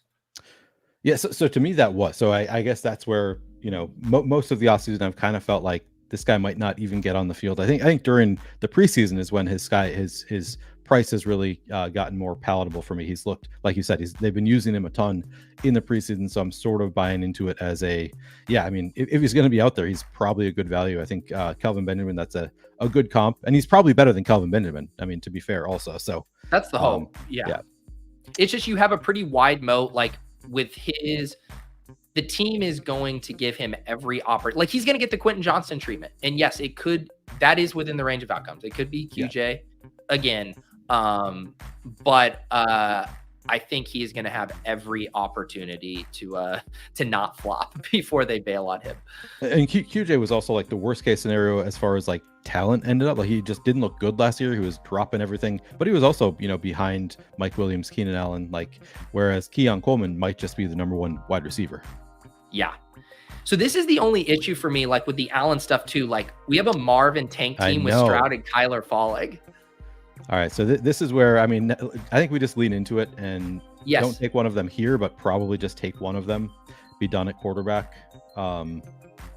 Yes, the drafter behind us could want Stroud potentially. They have Diggs, but they also already have Richardson. If this guy does not take one of them, I think we absolutely, we do not take a quarterback here. Yeah. Who do you like on the board? We just have one running back. Najee's the slight faller. Ramondre has some light correlation. It would probably be Najee. Wait, do we have any correlation? We have Ramondre. Ramondre plays Buffalo in week 16. No, let's do Najee. I'm a bye week bro. I love the week 9 bye of those Pittsburgh guys. Whereas the week 14, it's like we might be able to get a Brian Robinson or Javonte Williams around the next turn. Yeah. And then so Stroud does go. That makes sense. They wanted to get their second there. What? Oh no. Okay. All right. Okay. Knock yourself out, buddy. Go off. Whatever. Who do you want to take with this next pick? Is DeAndre Hopkins around? He went. Okay. I'd be fine with going Addison. I don't feel super also great about. Do Sutton as another late quarterback out, or Addison's another late quarterback out too. Who do you want? Yeah, let's go Addison. Okay. Was this intentional El Padrino? Was this like, are you getting snipe equity? Because we were going to reluctantly take a quarterback. I know. It's like it was one of those like he's saving us from ourselves kind of things, or it's like I kind of feel like I need to do it, but I'm not that mad that we can't do it. I'm not mad either. I just like the other thing. I wonder. It seemed almost like he had autopilot set up or something because it snap picked Kyler there. Maybe that was the new autopilot. Maybe he had 2 consecutive missed picks. Yeah. Hey, value hounding those quarterbacks. All right. I mentioned this before. Immediately after this, we're going over to Neil's YouTube. I see right now he's at 1.94K subs. I am going to post the link in the chat here. Let's get Neil to 2K. Can we get Neil to 2K before the start of this stream? We got 500 people watching. Man. My guess is there are 60 of you who are not subbed yet. Just hit that sub button. Let's get Neil to 2K so we can usher in a new era for the channel as he closes the book on 150 streamed drafts here for my guy Neil Orfield. Next time I click over to this, let's have 2K subs. Here's our team so far, Neil. We got Josh Allen at quarterback, 2 running backs, Gibbs and Najee, and then 5 wide receivers, Marv, Tank Dell, Christian Kirk, Chris Godwin, and Jordan Addison. I think we're doing good. Yeah, I'm liking this start. See who's available at tight end at the next turn. Maybe we go with the tight end. Although, like I said, I probably need to be doing a little bit more pushing tight ends a bit later than we have been. Yeah.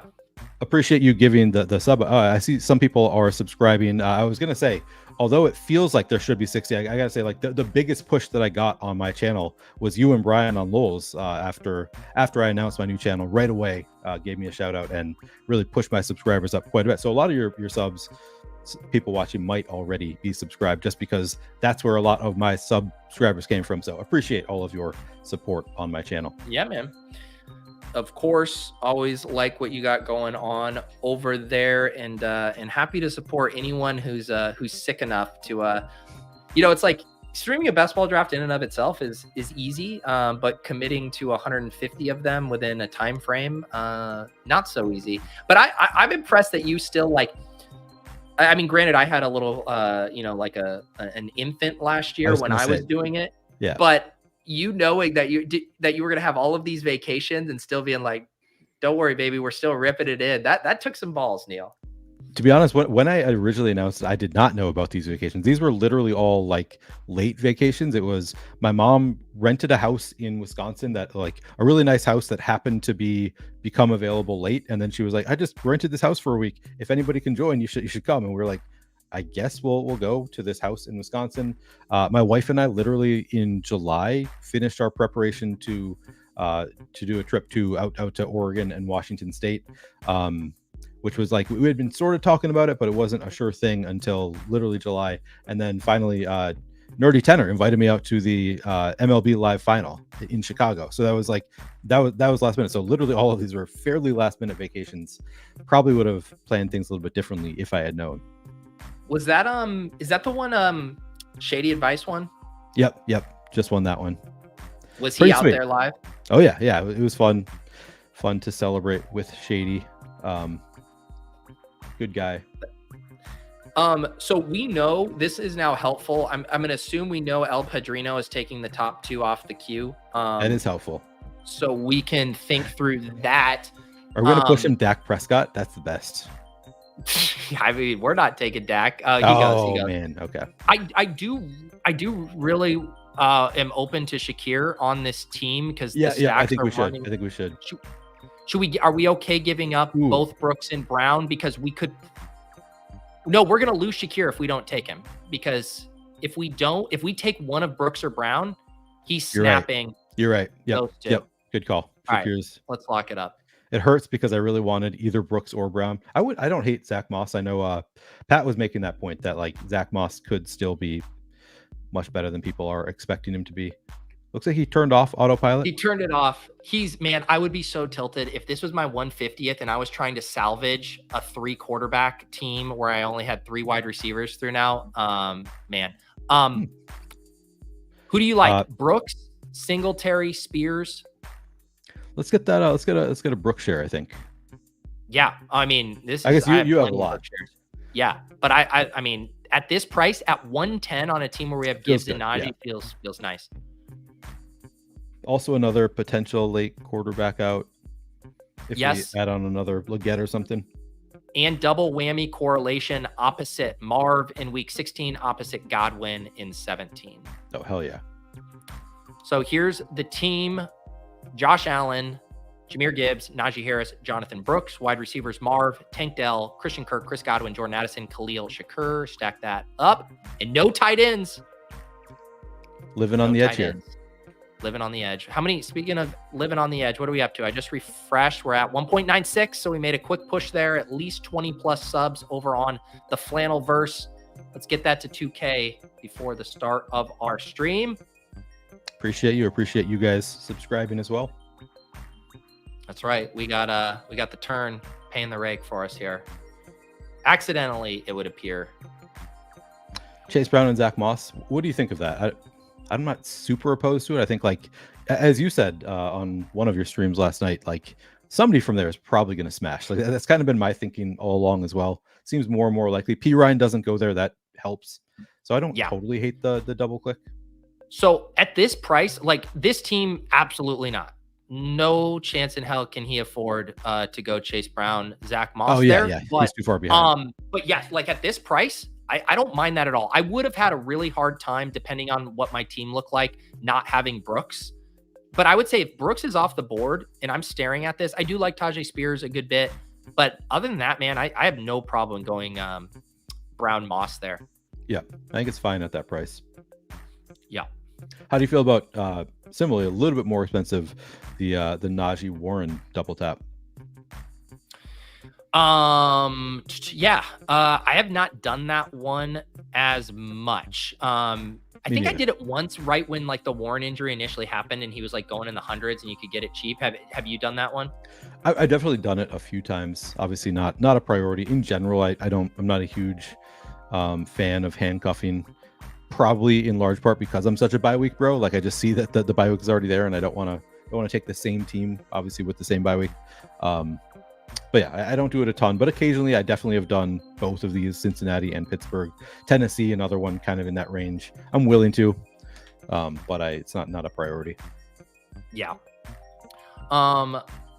Let's see here. So yeah, like we have a ton of quarterback outs still available.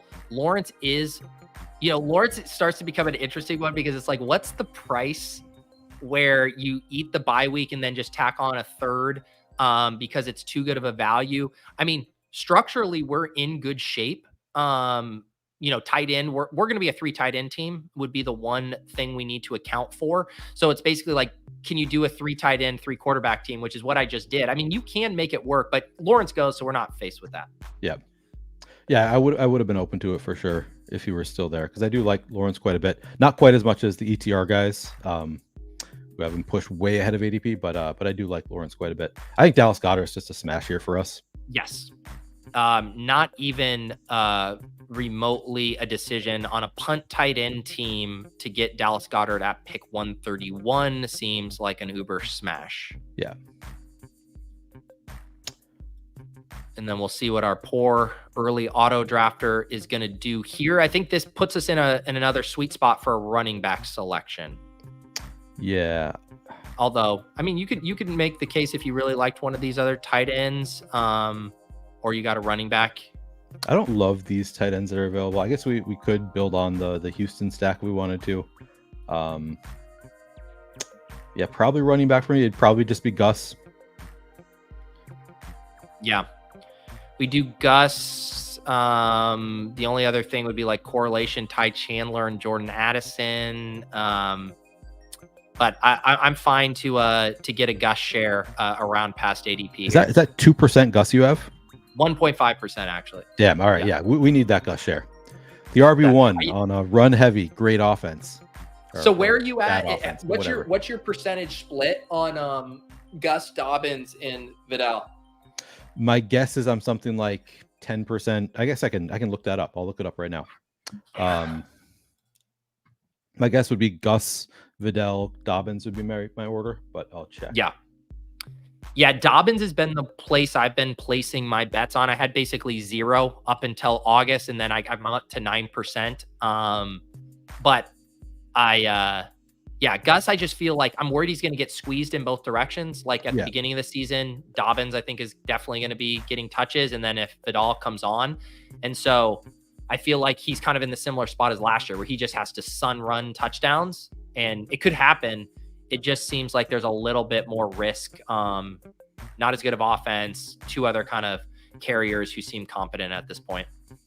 No, I think that is fair. Like I've been team Gus all around, all along, but I'm nervous about it. I do think like J.K. Dobbins, I keep on just going back to like he doesn't look healthy. He never is able to stay healthy, but he has been running with the ones. So he clearly is healthy enough right now to be running with the ones. And we know that this coaching staff historically has liked J.K. Dobbins better than Gus Davis. Gus Edwards. So I do think that you're probably right that there is concern there that like J.K. Dobbins actually might be the starter to start.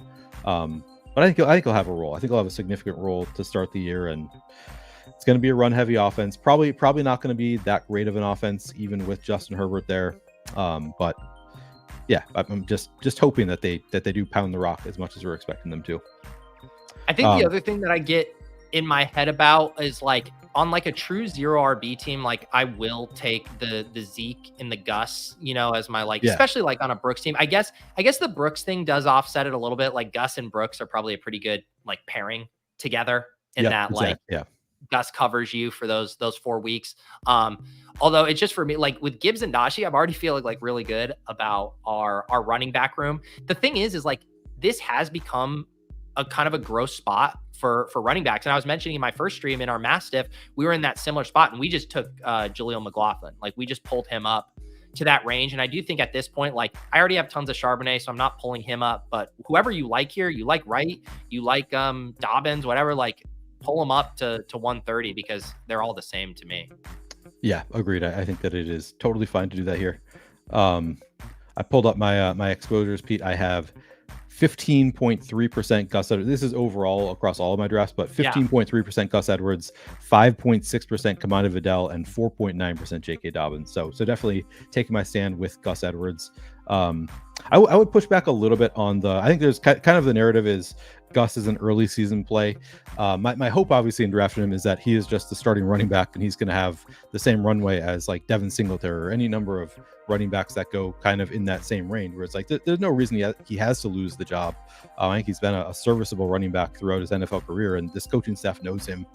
So I'm not buying him just to be. Is Jordan Mason still around? So there's 3 really good picks here. Like Ray Davis is part of our Bills bet. McLaughlin and Mason are all here. We might even just go 2 running backs in this spot if we want. Who's your favorite? Yeah, I think I would go 2 running backs here. I think Jordan Mason, just because I think that's such a valuable backfield. Yeah. Like if he does the contingency value, obviously not a lot of standalone value, but the contingency value is enormous for Mason, and he's gone undrafted so much. Which is not usually like a huge thing for me, but it's at least a factor. Like guys that I think could smash and they're going undrafted in the majority of drafts. I just think that's a great pick right now. But I also love Jaleel McLaughlin and Ray Davis. They are 2 of my highest exposed players. So that's part of the reason I'm okay with taking Mason ahead of them is I have a lot of both Ray Davis and Jaleel McLaughlin. This guy is still autoing. If he goes Hawk Jaleel here, I don't know what's going on with El Padrino. Well, we're going to get one of McLaughlin, Davis. This team, this is where I'm torn because I think on this team, we can take the bigger swing with 5 running backs and having Josh Allen. I feel like Ray Davis makes a little more sense. What do you think? Yeah. Yep. Agreed. Yeah, I also agree. Like, I think I generally prefer McLaughlin, but. Yeah, I'm the same way. But, McLaughlin, again, one of those guys who I think the selling point too is like, he's going to get you like 7 or 8 points if you're trying to survive. And yes, there's upside for more. He's efficient. But on this team, it's like those 7 to 8 points aren't as enticing to me is like, what if James Cooks gets hurt and we capture every single Bills touchdown via Josh Allen and Ray Davis kind of thing? Yeah. Neil Farley says, starting to sound like someone does believe in leverage. What did I say? That sounds like leverage. Oh, the Jordan Mason. I mean, it's not that I don't believe in leverage. To be clear, I believe in leverage. I just the way let that the people know what you're referencing. Your True Serum take on the deposit. My True Serum take is actually about me more than it's about my belief. It's more that I don't totally understand this take, and it has been that same situation. I feel like it keeps coming up.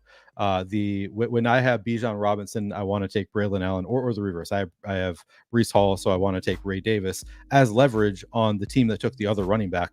And to me, that doesn't make any sense. Like intuitively, I'm like, what is the leverage there? I feel like if you're making that argument, you can make the argument that like every pick feels like leverage on every pick. They're all going to be owned the same amount, and that seems like the team you need to worry about the least. Like if Braylon Allen is smashing, I'm not really worried about Breece Hall, because Breece Hall is probably not smashing when Braylon Allen is also smashing. So it's just I have trouble, and this could be just me not being able to conceptualize a difficult, but Blender always talks about like people use the word leverage wrong, and to me it feels like people are using leverage wrong in the context of single drafts. As you said in the video, like, yeah, across the portfolio I can understand it, but just like within that one draft where everybody is going to be owned the same amount, I don't know. It's well, I think this is the thing, right? I think there's two I do think that concept of leverage exists. It almost hypothetically or as a concept, but the way it actually plays out in these tournaments, like another good example is like, hey, everyone got a cheap, Rashee Rice, and now he's a third round. Those teams all have, and it's like, okay, think about the way it works in your pod, then you get to the next pod and the next pod, and like the group of teams, like that leverage exists conceptually over the whole tournament, but it just shrinks and shrinks and shrinks and shrinks till you get down to the final pod where it's probably almost minuscule what that leverage is within that final pod group. And it's like, okay, that existed, but is it actually doing anything if you get it to the finals? Exactly. I've actually been struggling with early in the offseason. I did a pod with Eric Bbmv about applying DFS concepts to best ball, and an example I gave was you care about ownership a lot in DFS. You can't really worry about it in best ball until like the later rounds. Then you can start worrying about ownership. But then my thinking was, well, combinatorial ownership is something that you can factor in best ball, trying to get unique combos. But for that same reason, the more and more I think about it, I'm like, I don't really think I should be worrying about combinatorial ownership that much in general, because like you actually look at the teams in the playoffs, there's not a ton of overlap. Like there'll be a few players that just like smashed in the early rounds that will be highly owned, but it's usually not just like the same teams over and over that you're competing against, and you really need that huge leverage. So I don't know. I struggle with the extent that I need to be worrying about combinatorial ownership. For sure. I think more the combos in like my own portfolio of like, I'm huge on elite tight end and huge on Brock Bowers. And I had like a ton of McBride Bowers teams. I was like, no, I want some Kittle Bowers. Like if I'm going to have this guy with all these guys, like those are those times I think about it. But as far as like being unique, I've always been. Should we take a look at quarterbacks here? Because I think Darnold with Addison could make sense. Yep. I think Darnold is probably the play here. Baker's gone. Yep. Let's lock up Darnold, and then we can just kind of exhale at quarterback. Yep. I'd be fine taking Drake May and just taking one of his late pass catchers, but also don't need to. Let's we're done we're pretty done at quarterback and running back. Let's just filter to wide receiver and tight end. This is definitely scroll down territory too. Like if you have any guys that you like here. I like Jaylen Naylor quite a bit. Could be another add-on for us.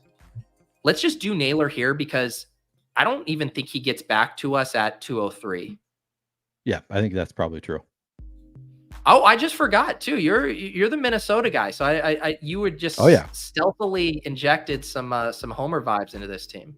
It's funny because I'm a Vikings fan, but I'm not like a diehard Vikings fan. Like I kind of am for the Timberwolves, but I'm so like fantasy sports brain that it's kind of like a secondary thing for. I'm usually watching my teams, and then if the Vikings are close in the fourth quarter, then I'll be like, okay, come on Vikings. But I do always end up with higher than average exposure to my Vikings anyway. So yeah, it just happens naturally. Yeah.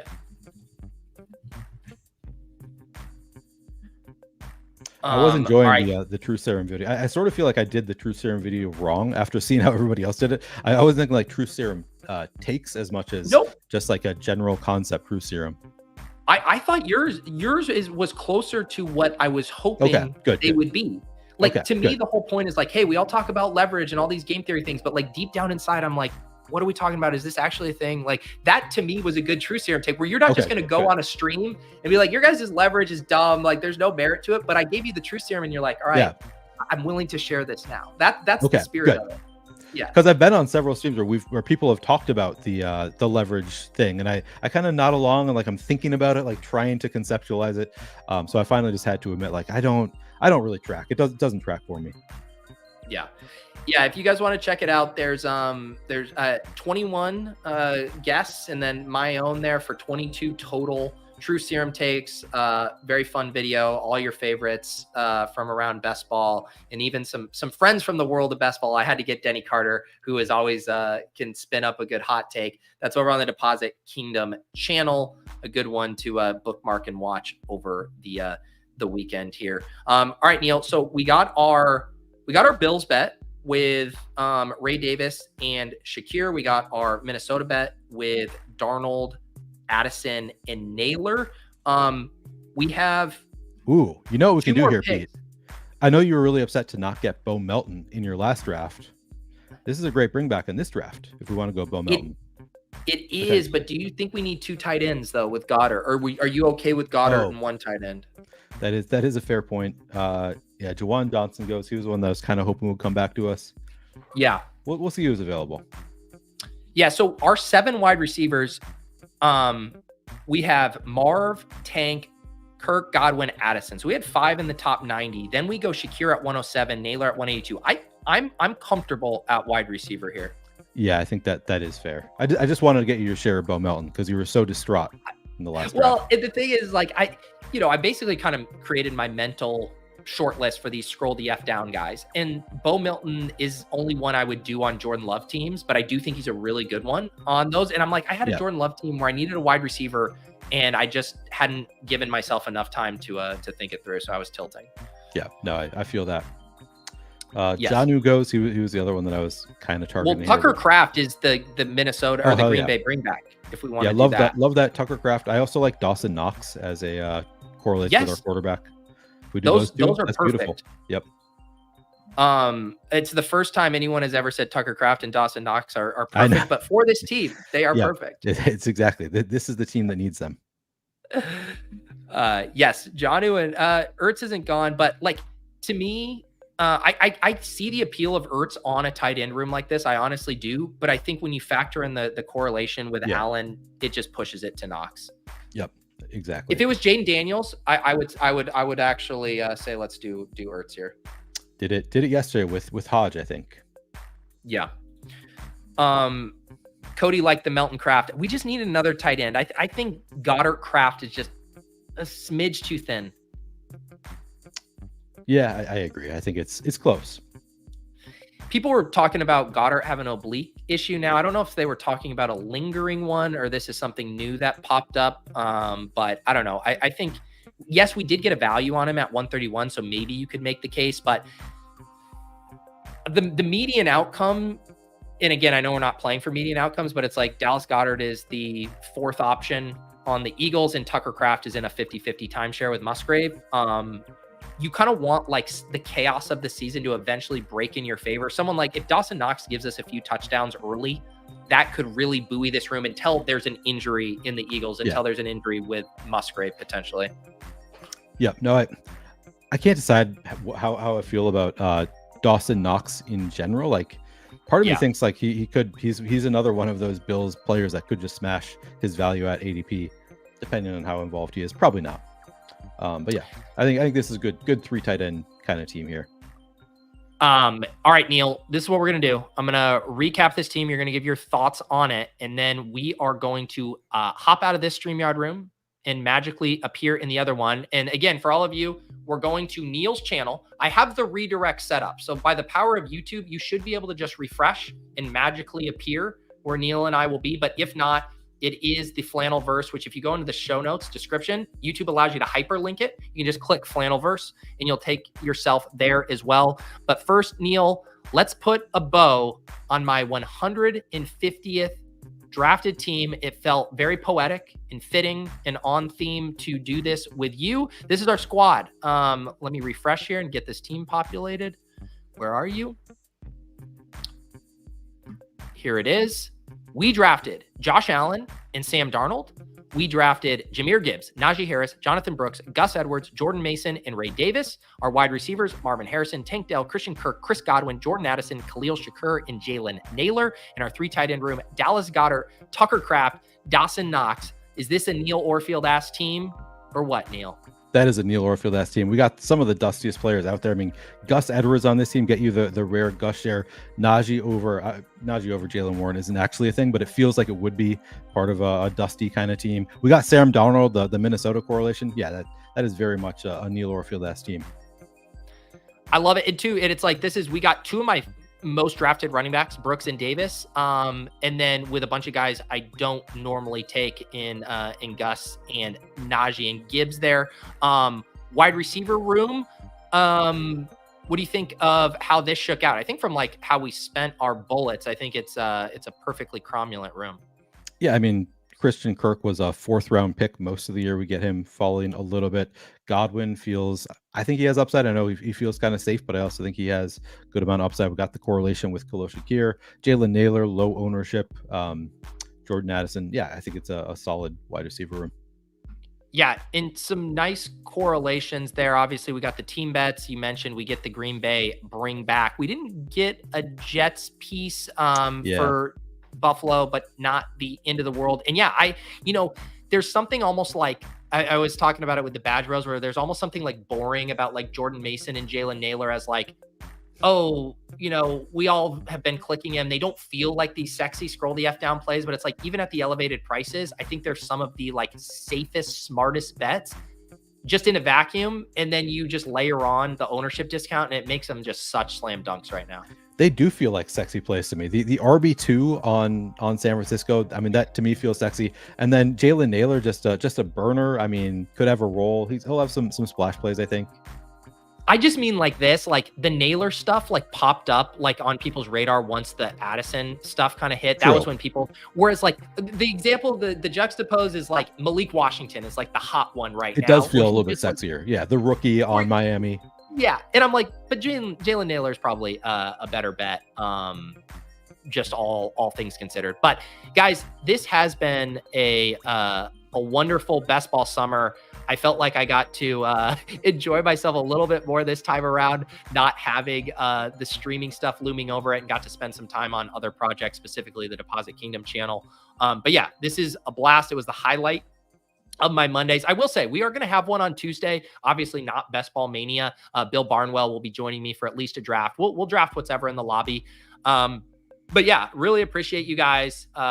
You guys make this so fun. The fact that we hit some, concurrent streaming goals, or not goals, but milestones, I should say, 1,000 live on a Best Ball breakfast, just wild stuff as Best Ball continues to grow. And I can't wait to see what we have in store for next year. So like I said, we're heading over to Neil's channel here.